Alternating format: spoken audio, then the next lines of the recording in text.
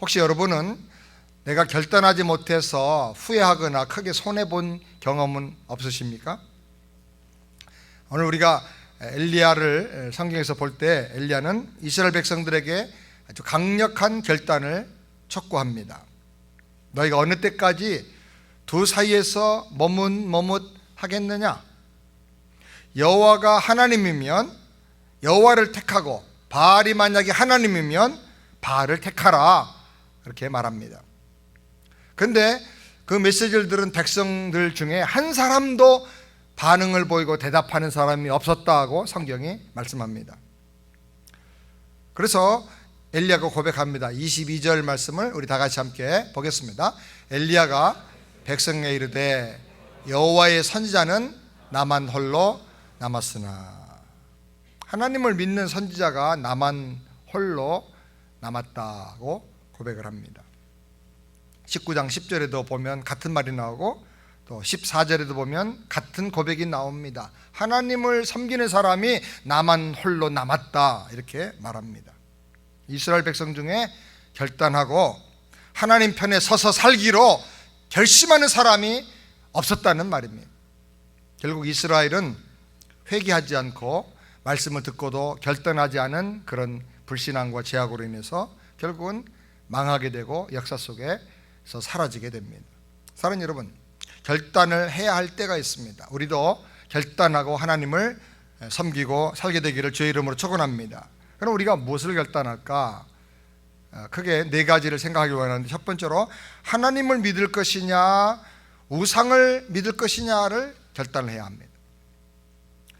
한국에는 지금 경남 기업에 성종환 회장이라는 분이 자살한 사건으로 말미암아 정치권과 온 나라가 그냥 뒤집어지고 난리가 났습니다. 그런데 참 안타까운 것은 그분이 장로님이랍니다.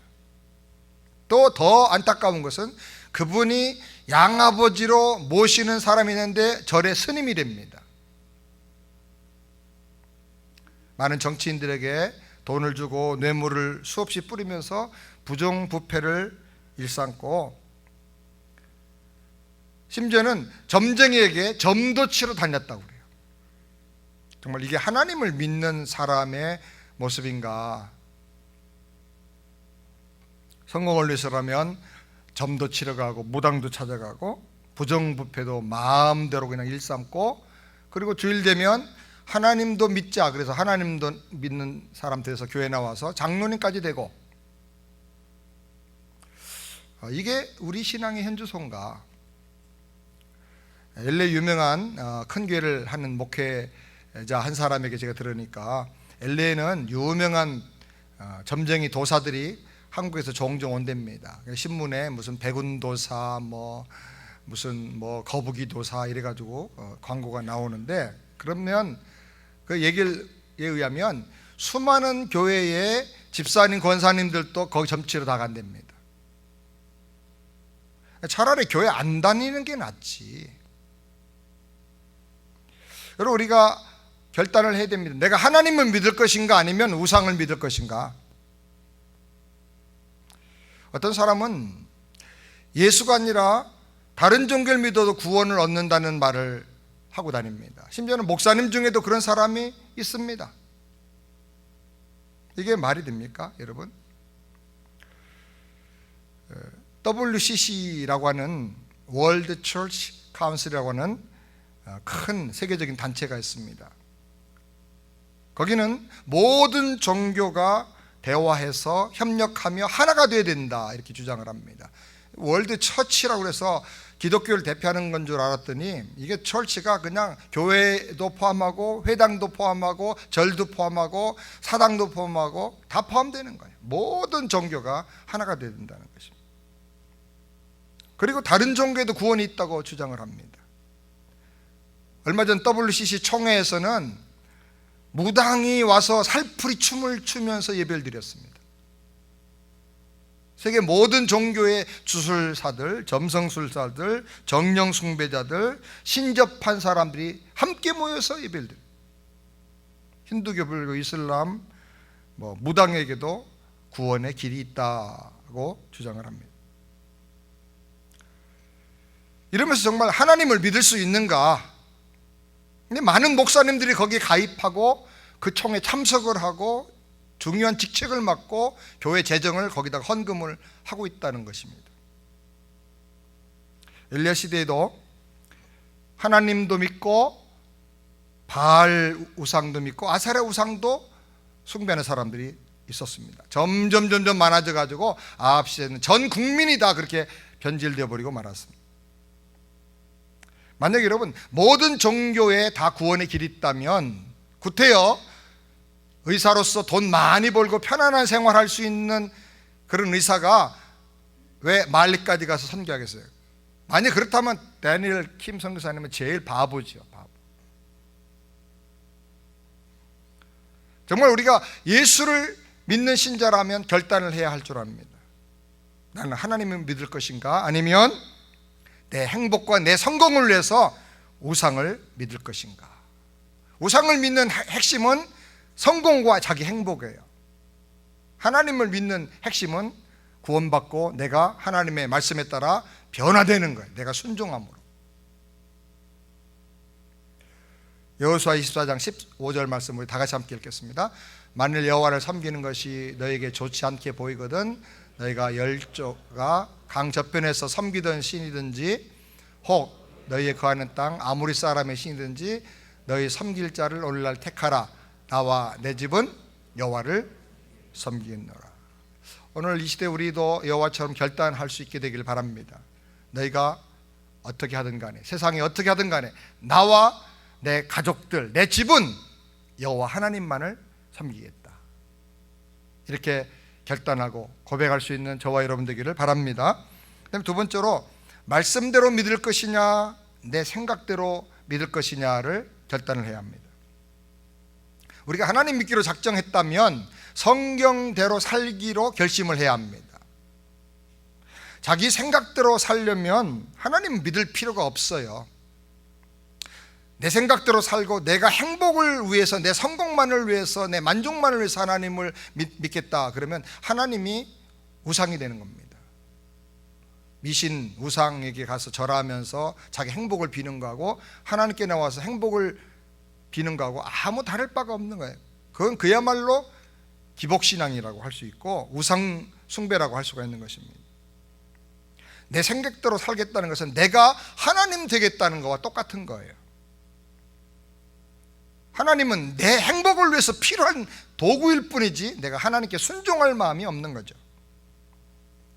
하나님 믿는다면서 자기 생각을 성경 위에 올려놓고 성경 말씀을 이리저리 재단해서 내 마음에 들면 따라가고 안 들면 가차없이 버리고 그렇게 한다고 하면 그것은 과거에 로마 캐톨릭이 범한 죄와 똑같은 것입니다.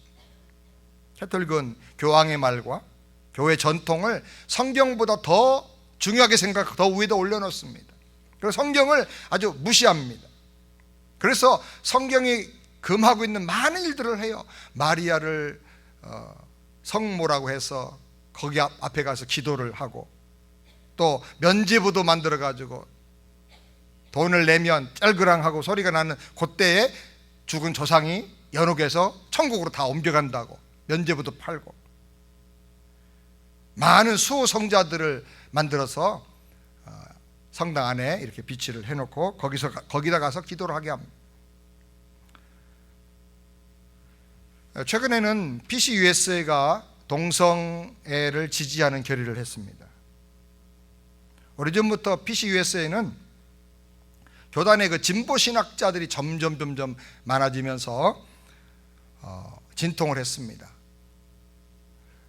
이 진보주의자들이 PC에 들어와서 한 것이 크게 세 가지였는데 성경은 하나님의 말씀이 아니다라는, 성경에는 하나님 말씀이 조금 있고 많은 내용은 하나님 말씀이 아니다라는 거예요. 그리고 또 하나는 예수님은 하나님의 아들이 아니라는 거예요. 그냥 하나의 깨달음을 가진 인간이라는 거예요. 또 여자에게 그래서 목사 한 수를 줘야 된다는 거예요. 이렇게 주장하는 이 자유주의 신학자들이 교단에 점점 많아지고 그분들이 주도권을 잡게 됐습니다. 그들은 성경 문서들을 비판해서 하나님 말씀이 아닌 것은 다 골라내야 된다, 그렇게 주장을 합니다. 인간의 이성과 상식에 맞지 않는 것은 다 그건 골라내서 버려야 된다.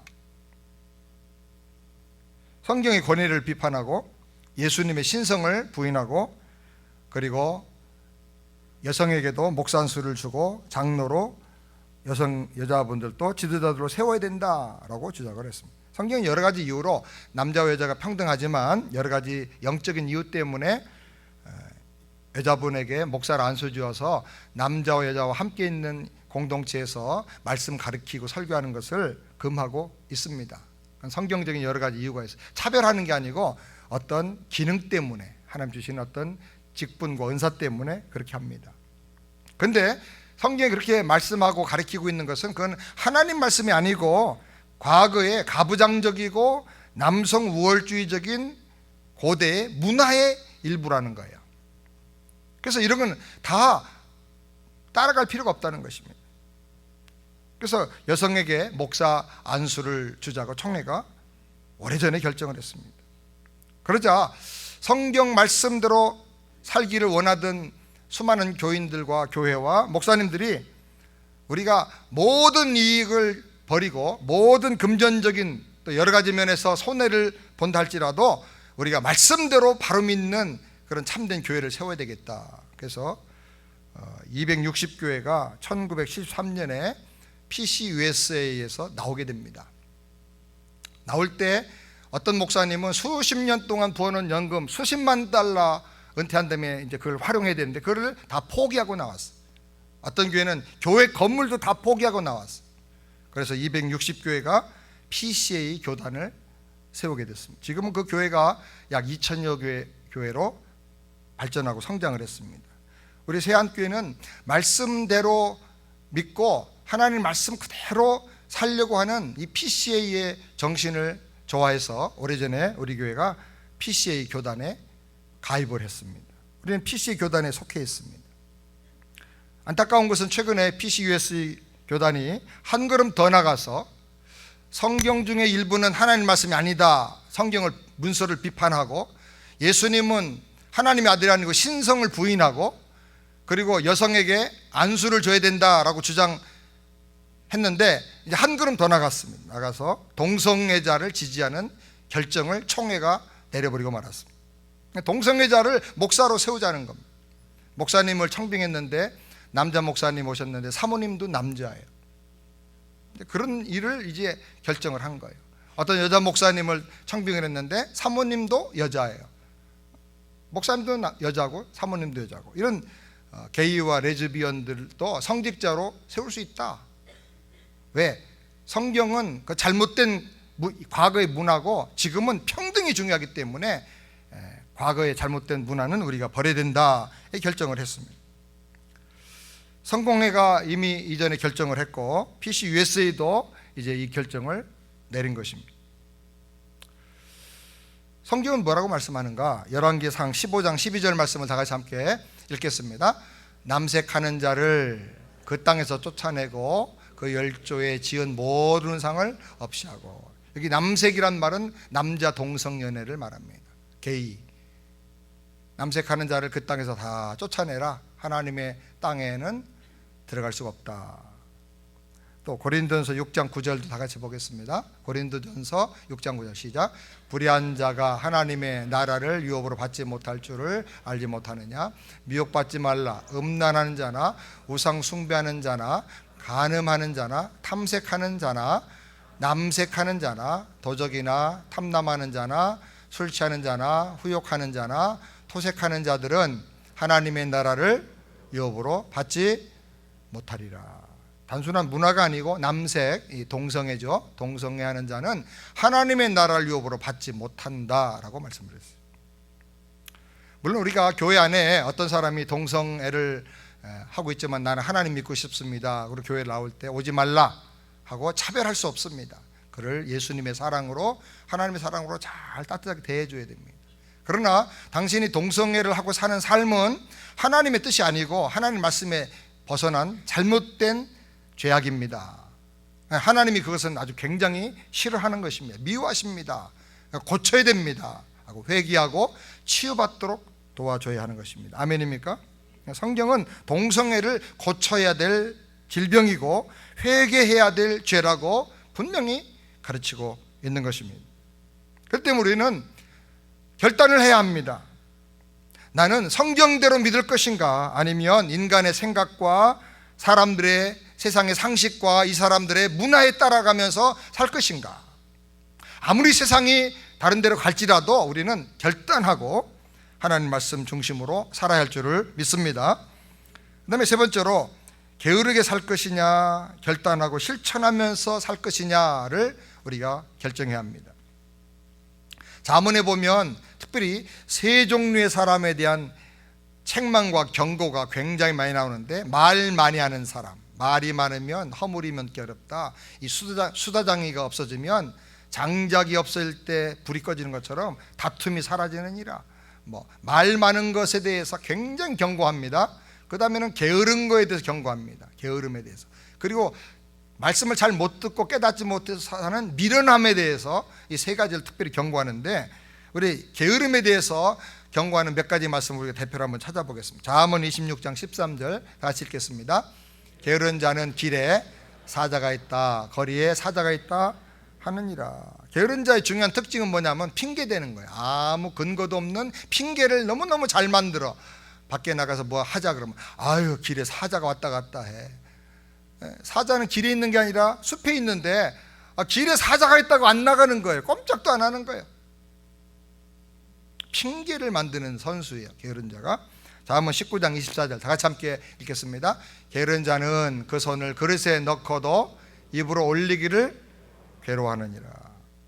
게으른 자는 행동하고 움직이는 것을 힘들어해요. 떡그릇에 손을 넣고도 이게 안 올라와. 그럼 어떡합니까? 먹여줘 하고 입 벌리고 가만히 먹여달라는 거예요. 먹여주면 아이고 씹는 것도 힘들어, 씹어줘. 게으른 자 모든 결단과 행동을 부담스러워합니다. 잠언 12장 27절 다 같이 함께 읽겠습니다. 게으른 자는 그 잡을 것도 사냥하지 아니하나니 사람의 보기는 부지런한 것입니다. 게으른 자에게는 기회가 왔는데도 잡으면 탁 잡을 수 있는데 그 좋은 기회를 잡지 않는다 그 말이에요. 하나님께서 은혜 받을 기회도 주시고 결단해서 좀 제대로 살 수 있는 많은 기회를 주시는데 그 기회를 그냥 허비해버리고 마는 거예요. 다음은 13장 4절 함께 보겠습니다. 게으른 자는 마음으로 원하여도 얻지 못하나 부지런한 자의 마음은 풍족함을 얻느니라. 예수 믿는 사람들이 제일 많이 합리화하는 핑계대는 말 가운데 하나가 마음에는 원이로되 육신이 약합니다 이럽니다. 기도합시다. 마음에는 원이 있는데 육신이 안 됩니다. 그 말에는 참 우리가 예수님 하신 말씀이니까 참 이렇게 많은 사람들이 마음을 이렇게 공감하면서 핑계를 대고 했는데, 저는 이 말씀 읽으면서 그 핑계 앞으로 대면 안 되겠구나. 마음으로 원해도 얻지 못하는 이유는 뭐냐면 게을러서요. 게을러서 마음의 게으름 때문에, 결단하는 마음이 없기 때문에, 생각이 게으르기 때문에, 믿음이 게으르기 때문에 얻지를 못하는 거예요. 게으른 사람은 맨날 꿈만 꾸고 소원만 말하고 아무런 행동을 하지 않습니다. 잠언 26장 14절 우리 다 같이 함께 읽겠습니다. 문짝이 돌적이를 따라서 도는 같이 게으른 자는 침상에서 고는. 성경 읽으면 저절로 웃음이 나올 만큼 유머가 있어요. 문짝이 돌적으로, 옛날에는 돌적으로 했는데 요즘 문틀이죠. 문틀을 따라서 열면 이쪽으로 왔다가 닫으면 또 이쪽으로 왔다가 평생을 그냥 왔다 갔다만 하는 거예요, 제자리에서. 그런 것처럼 게으른 사람은 침상에서 자로 누웠다 우르 누웠다 똑바로 누웠다 엎드렸다 침상을 벗어나지 못한다는 거예요. 게으른 자는 뭘 싫어하느냐? 변화를 싫어해요. 게으른 자는 바꾸는 걸 싫어해. 근데 바꿔야 되거든요, 인생이. 기업도 사업도 모든 걸 바꿔야지. 변화 시대이기 때문에 변화가 없어서 망하고 죽어요. 대기업들이 죽어요. 이유가 뭐냐? 변화하지 않기 때문에. 근데 게으른 자는 변화 자체를 싫어하는 거예요. 잠언 20장 4절 말씀 다 같이 함께 읽겠습니다. 게으른 자는 가을에 밭 갈지 아니하나니 그러므로 거둘 때에는 구걸할지라도 얻지 못하리라. 게으른 자는 이제 가을 지나면 겨울, 봄이 되면 씨를 뿌려야 되니까 밭을 갈아야 되는데 당연히 다가오는 미래를 뻔히 보면서도 하나도 준비를 안 하는 거예요. 내일을 준비하지 않고 사는 거예요. 미래에 대한 준비가 없는 것, 이것이 게으른 자의 안타까운 특징인 것입니다. 잠언 6장 9절부터 다 같이 함께 읽겠습니다. 게으른 자여, 내가 어느 때까지 눕겠느냐? 내가 어느 때에 잠이 깨어 일어나겠느냐? 좀 더 자자, 좀 더 졸자, 손을 모으고 좀 더 눕자 하면 내 빈궁이 강도같이 오며 내 곰핍이 군사같이 이르리라. 결단해야 될 때, 일어나야 될 때, 잠에서 깨어야 될 때, 내 정신을, 내 영혼을 각성하고 일어나야 될 때 일어나지 않고 계속 게으른 상태에서 잠만 자면, 아무 변화를 추구하지 않으면 내 빈궁이 강도처럼 다가온다. 내 곰핍이 군사같이 들이닥친다고 성경은 경고하고 있습니다. 사랑하는 여러분, 그렇기 때문에 우리는 영적으로, 개인적으로 하나님 앞에서 결단하고 말씀에 순종하고 실천함으로 영적 게으름을 물리치게 되기를 주의 이름으로 축원합니다. 그다음에 네 번째로, 계산에 따라서 살 것이냐 믿음으로 살 것이냐를 우리가 선택을 해야 합니다. 우리가 출애굽기를 보면 이스라엘 백성들이 애굽 땅에서 450년 동안 노예 생활하다가 하나님 은혜로 구원을 받고 해방이 되었습니다. 약속의 땅 가나안을 향해서 가는데 이제 가데스 바네아라는 그 경계 지역에 왔습니다. 강 건너가면 그 약속의 땅 가나안이 이제 들어갈 수가 있는 것입니다. 눈에 보입니다. 그런데 가나안 땅을 구체적으로 더 잘 점령하기 위해서 미리 정탐꾼을 파송을 하게 됩니다. 각 지파에 한 사람씩 대표로 지도자들을 12명을 뽑아서 가나안 땅에 정탐꾼으로 보냈습니다. 40일 동안 다니면서 굉장히 자세하게 지도도 그리고 땅의 계곡과 형태들도 다 측량하고 또 그 땅의 열매와 나무와 포도송이와 이거 다 가지고 왔습니다. 포도송이가 얼마나 큰지 두 사람이 메워 가지고 왔다, 그렇게 말해요. 그런데 그들이 와가지고 보고합니다. 가나안 땅은 정말 하나님이 말씀한 대로 정말 좋은 땅이고 젖과 꿀이 흐르는 땅입니다. 그런데 우리 힘으로는 점령할 수가 없습니다, 그렇게 말합니다. 그 땅은 너무 좋은 땅이지만은 거기 살고 있는 거인들은 너무 커서 우리는 그들 앞에 보면 메뚜기와 같습니다. 그래서 가나안 땅에 들어가면 우리가 다 죽습니다 라고 부정적인 결론을 내립니다. 근데 이 말을 가만히 보면요, 정말 맞는 말입니다. 합리적인 분석을 했습니다. 그들이 인간 힘으로 안 되지요. 근데 여호수아와 갈렙은 그 10명과 생각이 달랐습니다. 내 힘으로 안 됩니다. 우리 힘으로는 점령할 수 없습니다. 우리는 메뚜기같이 약합니다. 그것까지는 맞아요. 그런데 여호수아 갈렙은 그러나 하나님이 우리와 함께 하시면 그들은 우리의 밥입니다 라고 말했습니다. 사랑하는 여러분, 우리는 둘 중에 하나를 택해야 됩니다. 내가 계산하고 내가 머리로 합리적 이성으로 판단하고 그리고 그것만 가지고 결론을 내리고 살 것인가, 아니면 그렇게 판단하고 그렇게 분석을 했지만 하나 더해서 하나님을 믿고 의지하고 나갈 것인가, 하나님을 믿는 믿음으로 나갈 것인가, 이걸 우리가 결단을 해야 하는 것입니다. 나는 약하나 하나님 은혜 주시면 그들은 우리의 밥입니다. 아멘입니까? 은혜 주시면 할 수 있습니다. 아멘. 따라서 합시다. 은혜 주시면 할 수 있습니다. 내 힘으로는 안 돼요. 내 힘으로는 너무나 어려워요. 그러나 하나님 은혜 주시면 할 수 있는 거예요. 하나님이 기뻐하시면 가겠습니다. 우리 요한일서 5장 4절부터 5절 말씀 다 같이 함께 읽겠습니다. 대저 하나님께서 난 자마다 세상을 이기느니라. 세상을 이긴 이김은 이것이니 우리의 믿음이니라. 예수께서 하나님의 아들이심을 믿는 자가 아니면 세상을 이기는 자가 누구냐. 믿음으로 사는 자가 아니면 이 세상을 이길 자가 누구냐라고 하는 거예요.